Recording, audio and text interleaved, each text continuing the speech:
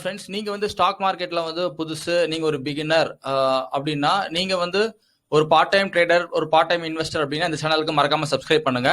நேத்து நம்ம கொடுத்த மாதிரி என்ன அப்படின்னா வந்து இன்னைக்கு மார்க்கெட் எப்படி பர்ஃபார்மன்ஸ் பண்ணிருக்குன்னு முதல்ல போய் பார்க்கலாம். ஃபர்ஸ்ட் நான் வந்து என்எஸ்சி பேங்க் எடுத்திருக்கேன். நேத்து வந்து செல் ஆகும் அப்படின்ற மாதிரி சொல்லியிருந்தோம். செல் இல்லைனா கன்சாலிடேஷன் இல்லைனா மார்க்கெட்ல வந்து ஒரு அவாய்ட் பண்ணிக்கோங்க அப்படின்ற மாதிரி நம்ம நேத்து சொல்லியிருந்தோம் இல்லையா? ஸோ இன்னைக்கு வந்து என்ன கேண்டில் வந்திருக்குன்னா ஒரு பை கேண்டில் என்எஸ்சி பேங்க்ல வந்து வந்திருக்கு. நான் வந்து டே கிராஃப்ல இருக்கேன். ஓகேவா? ஸோ இதை வந்து என்னன்னா நம்ம 5 மினிட்ஸ் கிராஃபா போய் கன்வெர்ட் பண்ணுவோம். ஸோ 5 மினிட்ஸ் கேப்பா போய் பார்க்கும்போது எப்படின்னா வந்து டைமை போய் சேஞ்ச் பண்ணிக்கலாம். கொல்கட்டா டைம் வச்சிருக்கேன். ஸோ என்ன அப்படின்னா வந்து இன்னைக்கு பார்த்தோம் அப்படின்னா வந்து மார்க்கெட் என்ன பண்ணிருக்குது அப்படின்னா இந்த இடத்துல ஓப்பன் ஆயிருக்கு. மார்க்கெட் நல்லா சைட்வேஸ்ல தான் வந்து போயிருக்கு.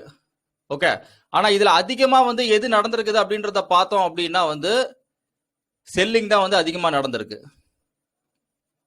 பாருங்க, 545 பாயிண்ட் வந்து செல் ஆயிருக்கு. இதுவே நீங்க பை அடிச்சிருந்தீங்க அப்படின்ற மாதிரி இருந்தா நம்ம எவ்வளவு பாயிண்ட் கிடைச்சிருக்கோம் அப்படின்னா லோல இருந்து ஹைல பை அடிச்சிருந்தோம்னா நம்மளுக்கு 380 பாயிண்ட் தான் கிடைச்சிருக்கும். ஸோ அப்போ இன்னைக்கு வந்து செல்லிங் தான் அது வந்து மோஸ்டா நடந்திருக்கு. கேண்டலோட ரெக்கார்டிங் வந்து பை சொன்னாலும் ஆனா 5 மினிட்ஸ் கேண்டல்ல வந்து அது வந்து செல்லா தான் ரெக்கார்ட் ஆயிருக்கு. வேணா 1 ஹவர் சார்ட்ல போய் பார்க்கலாம். அதுவும் பாத்தீங்கன்னா வந்து என்ன சொல்லியிருக்கு அப்படின்னா வந்து செல்லு தான் மோஸ்டா ஆயிருக்கு பாருங்க. ஓகேவா? அடுத்தது என்எஸ்சி போய் பார்க்கலாம். என்எஸ்சி இந்தியா அது என்ன பண்ணிருக்குதுன்னு பார்க்கலாம். அது பாத்தீங்க அப்படின்னா வந்து டே கிராஃப்ல வைப்போம். அது வந்து ஒரு ஹியூஜ் பையிங் கேண்டில் கொடுத்துருக்கு. ஓகே, ஸோ இதுல என்ன நடந்திருக்குது அப்படின்ற மாதிரி பாத்தீங்கன்னா பையிங் தான் வின்னா இருக்காரு. ஆனா என்னன்னா 5 மினிட்ஸ்ல போய் பார்க்கலாம்.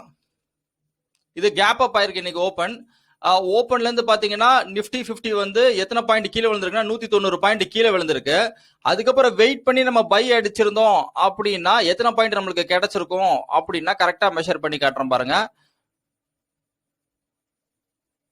ஒரு 196 பாயிண்ட் வந்து கிடைச்சிருக்கும். எஸ், அதாவது ஒரு 196, ஒரு 10 பாயிண்ட் டிஃபரன்ஸ். அப்போ நிப்டி 50ல என்ன நடந்திருக்குதுன்னா பையிங்கும் நடந்திருக்கு, செல்லிங்கும் நடந்திருக்கு. ஸோ அப்போ நான் எதிர்பார்த்த மாதிரி இன்னைக்கு கன்சாலிடேஷன் மார்க்கெட், அதாவது பையிங்கும் நடக்கும், செல்லிங்கும் நடக்கும். அதுக்கப்புறம் பார்த்தா பேங்க் நிஃப்டி மட்டும் கொஞ்சம் ஹெவியா வந்து செல் ஆயிருக்கு. அதுக்கப்புறம் நேற்று கொடுத்த 3 ஸ்டாக்ஸ் எப்படி இருக்குதுன்னு போய் பார்க்கலாம். நேற்று நம்ம 3 ஸ்டாக் கொடுத்தோம். என்ன அப்படின்னு பாத்தீங்கன்னா வந்து ஃபர்ஸ்ட் வந்து விப்ரோ கொடுத்தோம் இல்லையா? ஸோ விப்ரோ வந்து இன்னைக்கு என்ன நடந்திருக்குதுன்னா செல்லிங் நடந்திருக்கு பாருங்க. டே கிராஃப்ல தான் இருக்கேன். அது வந்து பாத்தீங்கன்னா செல்லிங் கொடுத்துருக்கு. அடுத்தது டாடா மோட்டார்ஸ் செல்லிங்னு சொல்லியிருந்தோம். டாடா மோட்டார்ஸ் வந்து அதுவும் செல் ஆயிருக்கு பாருங்க. செல்லிங் கேண்டல் வந்திருக்கு.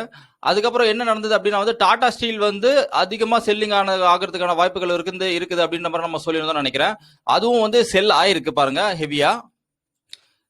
சரி ஃப்ரெண்ட்ஸ், இன்னைக்கு வந்து நம்ம வந்து நாளைக்கு வந்து மார்க்கெட் எப்படி போகுது, பேங்க் நிஃப்டி 50, அப்புறம் நாளைக்கு இன்ட்ராடே ஸ்டாக் செலெக்ஷன் வந்து எப்படி பண்றது, பேங்க் நிஃப்டி 50 டைரக்ஷன் எப்படி கண்டுபிடிக்கிறது அப்படின்றத பார்ப்போம். நாளைக்கு டைரக்ஷன் என்னன்னு பார்ப்போம்.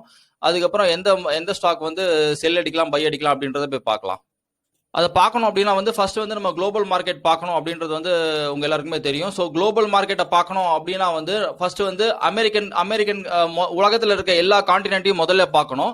ஸோ அமெரிக்க கண்டத்தை முதல்ல போய் பார்க்கலாம். அமெரிக்க கண்டத்தில் வந்து நிறைய நாடுகள் இருக்கும். அதுல நம்ம ஃபோக்கஸ் பண்றது வந்து எப்படின்னா ஒரே ஒரு நாடு, America, USA, United States of America. அதுல வந்து நாஸ்டாக்ன்ற ஒரு இண்டைசஸ் வந்து பார்க்கலாம். அது வந்து என்னன்னா இன்னைக்கு டோட்டலா இது வரைக்கும் இப்போ டைம் என்னன்னு பார்த்தோம் அப்படின்னா வந்து 10 மணி. இந்த டைம்ல வந்து எவ்வளவு வரைக்கும் போயிட்டு இருக்கு அப்படின்னா வந்து 3% வந்து பாசிட்டிவ்ல இருக்கு. அப்போ வந்து மார்க்கெட் வந்து அமெரிக்காலாம் வந்து பைல இருக்குது. அதுக்கப்புறம் ரெண்டாவது கண்டம் எது அப்படின்னா வந்து யூரோப்பியன் கான்டினென்ட். யூரோப்பியன் கண்டத்துல வந்து நிறைய நாடுகள் இருக்கும். அதுல நம்ம ஃபோக்கஸ் பண்ற நாடு எது அப்படின்னு பாத்தீங்கன்னா லண்டனும் ஜெர்மனியும் மட்டும் ஃபோக்கஸ் பண்ணுவோம். ஸோ லண்டன் வந்து என்னன்னா ஒரு 0.27% தான் வந்து இன்க்ரீஸ் ஆயிருக்கு. அப்போ இது வந்து ஒரு சைட்வேஸ் மார்க்கெட் மாதிரி சொல்லுது. அடுத்தது ஜெர்மனி வந்து என்ன சொல்லுதுன்னா 0.51% வந்து சொல்லுது. அது வந்து ஒரு சைட்வேஸ் மார்க்கெட் மாதிரி சொல்லுது. கிராஃப்ல போய் செக் பண்ணலாம். கிராஃப்ல எப்படி இருக்கு அப்படின்னு பாத்தீங்கன்னா லண்டன் வந்து எப்படி இருக்கு அப்படின்னு பார்த்தோம் அப்படின்னா லண்டன் இன்னைக்கு வந்து என்ன பண்ணிருக்குன்னா 1.4% வந்து மேலே ஏறி இருக்கு. அதுக்கப்புறம் கொஞ்சம் கீழே இறங்கி இருக்கு. ஸோ இது ஒரு புல் மூவா தான் தெரியுது. அடுத்தது ஜெர்மன் இண்டெக்ஸஸ் வந்து கிராஃப்ல எப்படி இருக்குதுன்னு பார்க்கலாம். ஜெர்மன் இண்டெக்ஸஸ் கிராஃப்ல எப்படி இருக்கு அப்படின்னு பாத்தீங்கன்னா 1.30% வந்து பாசிட்டிவ்ல இருக்கு. ஸோ யூரோப்பியன் மார்க்கெட் வந்து என்ன சொல்லுது அப்படின்னா வந்து அதுவும் வந்து ஒரு பை ட்ரெண்ட் கன்சாலிடேஷன் அப்படின்ற மாதிரி தான் தெரியுது. அடுத்தது அதுக்கு அடுத்த கண்டம் பாத்தீங்கன்னா வந்து ஏசியா கண்டம், ஏசியா கான்டினென்ட். அதுல வந்து நம்ம எதை பார்க்கணும் அப்படின்னா வந்து நிக்கே 225 பார்க்கணும். ஏன்னா ஜாப்பனீஸ் இண்டெக்ஸஸ் அது வந்து ஜப்பான் வந்து ஒரு பெரிய ஒரு நாடு அப்படின்றதுனால, பொருளாதாரத்துல ஒரு பெரிய முன்தங்கிய நாடு அப்படின்றதுனால அதை பார்க்கணும். அது எவ்வளவுனா 1% வந்து அப்ல இருக்கு. அதுக்கு அடுத்தது என்ன பார்க்கணும் அப்படின்னா வந்து ஹாங்செங் பார்க்கணும்.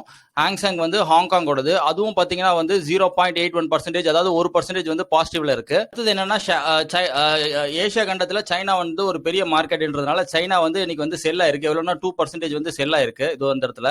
அதுக்கப்புறம் என்ன அப்படின்னா வந்து இந்தியா வந்து இன்னைக்கு என்ன இருக்கு அப்படின்னா வந்து ஒரு கன்சல்டேஷன் அப்படின்ற மாதிரி வந்து இந்தியன் மார்க்கெட்டும் செல்லா இருக்கு. ஸோ அப்போ நம்ம வந்து என்ன பார்க்கணும் அப்படின்னா ஃபர்ஸ்ட் வந்து யூஎஸ் மார்க்கெட் வந்து ஒரு பை ட்ரெண்ட் நோக்கி வந்து போயிட்டு இருக்கு மேல. அதுக்கப்புறம் யூரோப்பியன் மார்க்கெட்டும் வந்து ஒரு பைன்ற மாதிரி வந்து சொல்லிடுச்சு.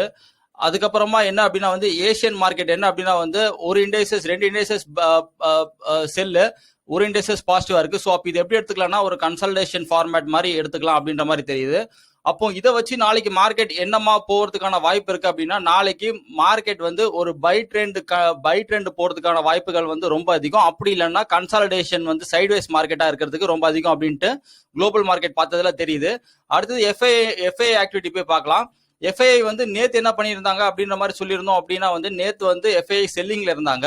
அதுக்கப்புறம் இன்னைக்கு வந்து டோட்டலா பாருங்க, நம்ம சொன்ன மாதிரி என்னன்னா 1500 crores ஒரு விஷயமே இல்லை. அவங்க திடீர்னு நாளைக்கு பை கூட மாறலாம் அப்படின்னு சொன்னேன். இன்னைக்கு வந்து 2800 கோடி வந்து பை பண்ணியிருக்காங்க.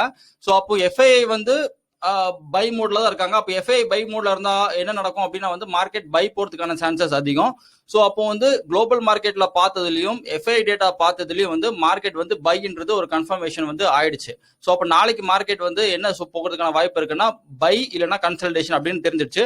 அடுத்தது செக்டரல் அனாலிசிஸ் போய் பார்க்கலாம். செக்டார்ல வந்து இன்னைக்கு வந்து எது ரொம்ப பர்ஃபார்மன்ஸ் பண்ணிருக்கு அப்படின்றத மாதிரி பார்த்தோம் அப்படின்னா நிஃப்டி மெட்டல் வந்து ஹெவியா ஃபால் ஆயிருக்கு, அதாவது ஃபால் ஆயிருக்கு 2.5% வந்து ஃபால் ஆயிருக்கு. அதுக்கு அடுத்த ஃபால் எது அப்படின்ற மாதிரி பார்த்தோம் அப்படின்னா வந்து நிஃப்டி மீடியா வந்து ரொம்ப ஹையஸ்டா ஃபால் ஆயிருக்கு. அதே மாதிரி நிஃப்டி ஃபைனான்ஸ் வந்து பாத்தீங்கன்னா ஹெவி பை கொடுத்துருக்கு, 2.24% வந்து பை இருக்கு. அப்போ வந்து ஒரு செக்டார் நல்ல மெட்டல் வந்து 2.25 செல்லிங்ல கொடுத்துருக்கு, இன்னொரு செக்டார் வந்து பைல கொடுத்துருக்கு. நிஃப்டி பேங்க் பாத்தீங்கன்னா நல்லா பை ஆயிருக்கு. ஓகேவா? சோ அப்போ பையும் செல்லும் கலந்து தான் வந்து இன்னைக்கு நடந்திருக்குது அப்படின்றது நம்மளுக்கு தெரிஞ்சிருச்சு. சோ நாளைக்கு நம்ம இன்ட்ராடே ஸ்டாக்ஸ் வந்து என்னன்னா இந்த செக்டார்லாம் வந்து நம்ம வந்து ஸ்டாக்கை சூஸ் பண்ணோம்னா நம்மளுக்கு லாபம் அடையிறதுக்கான வாய்ப்புகள் ரொம்ப அதிகம். அடுத்தது நாளைக்கு நம்ம பைன்னு கணிச்சோம் இல்லையா, அப்போ நாளைக்கு வந்து பை அப்படின்ற மாதிரி இருந்ததுன்னா நம்ம என்ன பண்ணணும் அப்படின்னா நிஃப்டி கெய்னர்ஸ்ல வந்து நாளைக்கு பைன்றதுனால நம்ம டாப் 10 கெய்னர்ஸ்ல போய் சூஸ் பண்ணோம் அப்படின்னா நம்மளுக்கு வந்து லாபம் வந்து அதிகமா வரதுக்கான வாய்ப்புகள் வந்து ரொம்ப அதிகம்.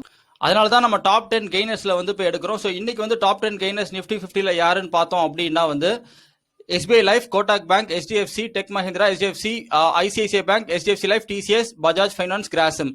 ஸோ இந்த 10 ஸ்டாக்ல நாளைக்கு எது வந்து பை ஆகிறதுக்கான வாய்ப்புகள் அதிகமா இருக்குது அப்படின்னா Kotak bank, HDFC bank, ICICI bank. ஏன் அப்படின்னா வந்து இதோட ட்ரேடட் வேல்யூ வந்து ஹையா இருக்கு, அதே மாதிரி இதோட பர்சன்டேஜ் இன்க்ரீஸும் வந்து ஹையா இருக்கு. ரெண்டாவது வந்து HDFC பேங்க், ஃபர்ஸ்ட் வந்து கோட்டாக் பேங்க், அதுக்கப்புறம் HDFC பேங்க். ஏன் அப்படின்னா இதோட ட்ரேடட் வேல்யூ வந்து ஆவரேஜா ஹையா இருக்கு, இதோட பர்சன்டேஜ் இன்க்ரீஸும் ஆவரேஜா ஹையா இருக்கு. அதுக்கடுத்தது பாத்தீங்கன்னா ஐசிஐசிஐ பேங்க். ஐசிஐசிஐ பேங்க் பாத்தீங்க அப்படின்னா வந்து இதோட ட்ரேடட் வேல்யூ வந்து ஹையா இருக்கு, அதுக்கப்புறம் இதோட பர்சன்டேஜ் இன்க்ரீஸும் வந்து ஹையா இருக்கு, ஆவரேஜா ஹையா இருக்கு.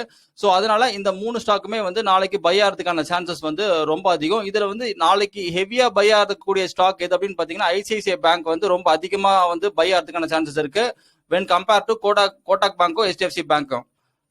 ஏன் அப்படின்னா இதோட வேல்யூ வந்து ஹையா இருக்கு, அதே மாதிரி இதோட பர்சன்டேஜ் இன்க்ரீஸும் ஆவரேஜா ஹையா இருக்கு. அதுக்கப்புறம் சொல்ல மறந்துட்டேன் ஃப்ரெண்ட்ஸ், என்ன அப்படின்னா வந்து நாளைக்கு வந்து பாத்தீங்க அப்படின்னா வந்து இன்ட்ராடே பேங்க் நிஃப்டியோட எக்ஸ்பைரி வருது, நிஃப்டி 50யோட எக்ஸ்பைரியும் பேங்க் நிஃப்டியோட வீக்லி எக்ஸ்பைரியும் வருது. ஸோ அதனால எல்லாருமே கொஞ்சம் பார்த்து கேர்ஃபுல்லா ட்ரேட் பண்ணுங்க. ஸோ நாளைக்கு வந்து பேங்க் நிஃப்டியும் நிஃப்டி 50யும் பைக்கான ஆப்பர்ச்சுனிட்டி கிடைக்குது, அதுக்கப்புறம் இருக்குது. அதுக்கப்புறம் வந்து பாத்தீங்கன்னா Kotak bank, HDFC bank, ICICI bank வந்து பைக்கான ஆப்பர்ச்சுனிட்டி நாளைக்கு intraday stock selection for tomorrow. So நம்ம வந்து குளோபல் மார்க்கெட்ல பார்த்தாலும் நமக்கு டைரக்ஷன் தெரிஞ்சிச்சு, குளோபல் மார்க்கெட்டும் எஃப்ஐ டேட்டாவும் பார்த்ததுக்கு அப்புறம் நமக்கு டைரக்ஷன் தெரிஞ்சிருச்சு. அதை வச்சு நிஃப்டி 50யும் பேங்க் நிஃப்டியும் வந்து பைக்கான ஆப்பர்ச்சுனிட்டி கிடைக்குது. அதுக்கப்புறம் Kotak bank, HDFC bank, ICICI பேங்க்கும் வந்து பைக்கான ஆப்பர்ச்சுனிட்டி இருக்குது அப்படின்றது நமக்கு தெளிவா தெரிஞ்சிருச்சு. அடுத்தது இது வந்து என்னோட பர்சனல் வியூ தான், இது வந்து தப்பா கூட போகிறதுக்கான வாய்ப்புகள் வந்து ரொம்ப அதிகமா இருக்கு. ஸோ அதனால இதே மாதிரி உங்களுக்கும் வந்து அதுல வந்து இந்த பர்டிகுலர் இதெல்லாம் வந்து ஒரு பைக்கான ஆப்பர்ச்சுனிட்டி இருந்ததுன்னா நீங்க இந்த ஸ்டாக்கை வந்து ட்ரேட் பண்ணலாம். அதுக்கப்புறம் நீங்க வந்து இந்த வீடியோ பிடிச்சிருந்ததுன்னா please comment, share and like. Thank you, bye bye.